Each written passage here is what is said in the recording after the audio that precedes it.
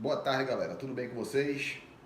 Eu fiz um vídeo há uns 2 dias atrás tratando da questão da prova de constitucional, segunda fase do exame de ordem, aquela dúvida sobre a possibilidade ou não de impetração do mandado de segurança coletivo.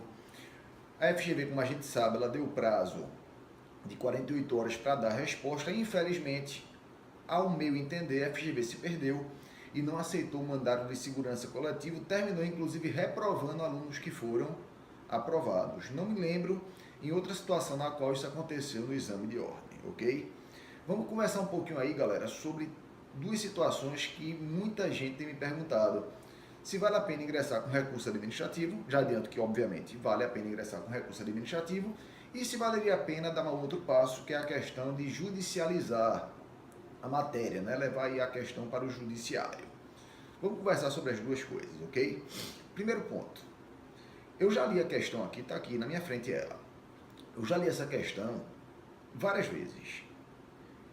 E não consigo deixar de me convencer que o mandado de segurança coletivo é também a medida cabível. Olha só, vamos ler junto aqui. Quem tiver com a questão aí, dá uma lida junto comigo. Peça prática profissional, direito constitucional. Servidores públicos do Estado Beta, que trabalham no período da noite, procuram um sindicato ao qual são filiados, inconformados por não receberem adicional noturno que se recusa a pagar o referido benefício em razão de inexistência de lei estadual que regulamente as normas constitucionais que asseguram seu pagamento. O sindicato resolve, então, contratar escritório de advocacia para ingressar com remédio judicial adequado, a fim de viabilizar o exercício em concreto por seus filiados da supramencionada prerrogativa constitucional, sabendo que há a previsão do valor de 20% a título de adicional noturno no artigo 73 da CLT, considerando os dados acima na condição de advogado contratado pelo sindicato,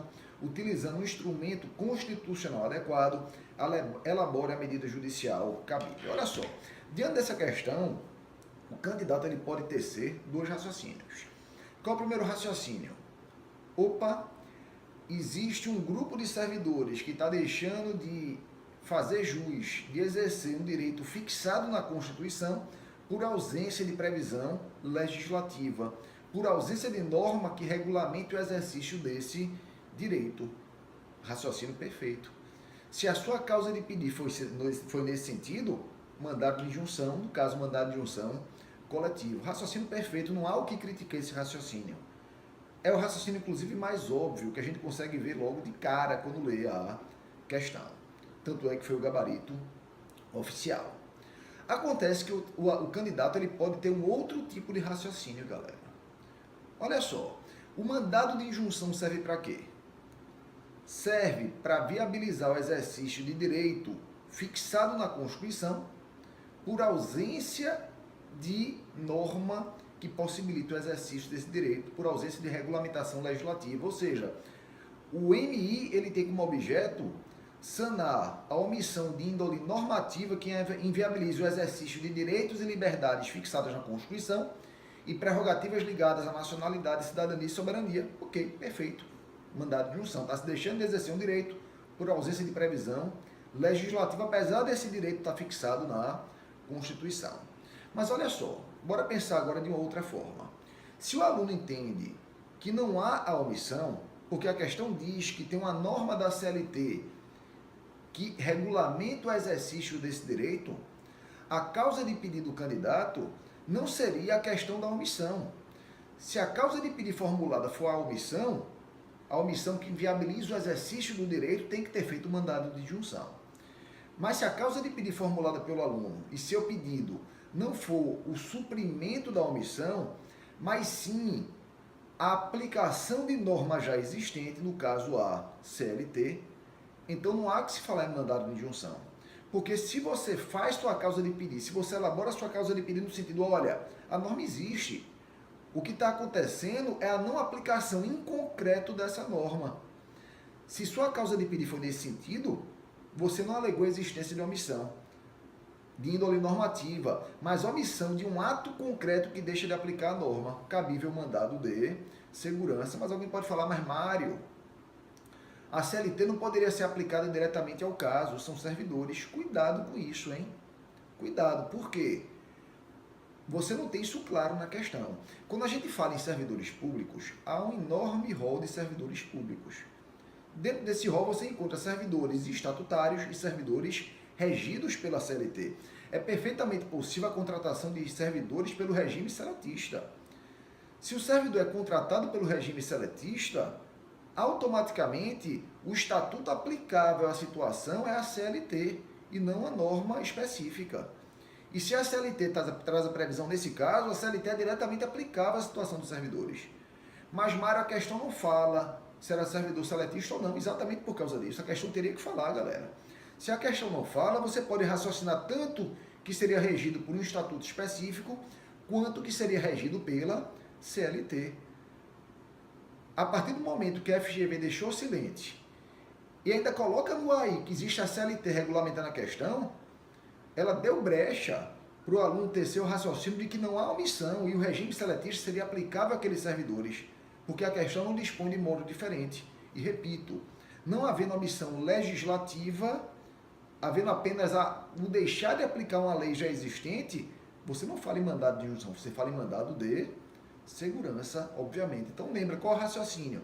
A FGV ela silenciou quanto o regime jurídico aplicável aos servidores. Se ela silenciou, você pode raciocinar tanto que poderia ser aplicável o regime seletista quanto o regime estatutário específico. Se o seu raciocínio é que deveria ser aplicado o regime seletista, existe norma regulamentando a questão. Então não há omissão. Não havendo omissão, não cabe mandado de injunção. Seria a aplicação direta da CLT, mandado de segurança. Mas, Mário, não se falou em direito líquido e certo, não se falou a questão de dilação probatória. Com isso aí não é preocupação, galera. Porque nem o mandado de injunção, nem o mandado de segurança limitam dilação probatória. Então, se a FGV aceitou o mandado de injunção, é porque ela já deixou entendido que não há dilação probatória, não há necessidade de haver dilação probatória. Então, por esse caminho, não há que se negar a possibilidade de impetrar mandado de segurança. Então, por essas razões, galera, eu entendo que vocês devem recorrer administrativamente, devem recorrer forte, devem recorrer maciçamente. É possível que a FGV ela reveja. Não acho tão provável ela rever administrativamente. Por quê? Porque ela já teve tempo para pensar. Ela deu 48 horas de prazo para rever as notas.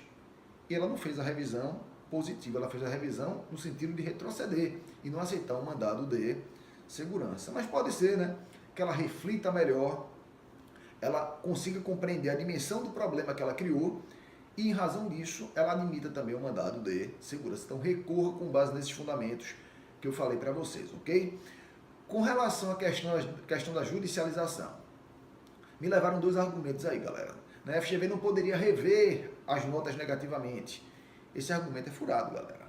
É perfeitamente possível, em razão da autotutela, ela revisar as notas, inclusive para diminuir a nota do candidato. Então, esse argumento aí não é um argumento muito forte, né? Não pegaria nele.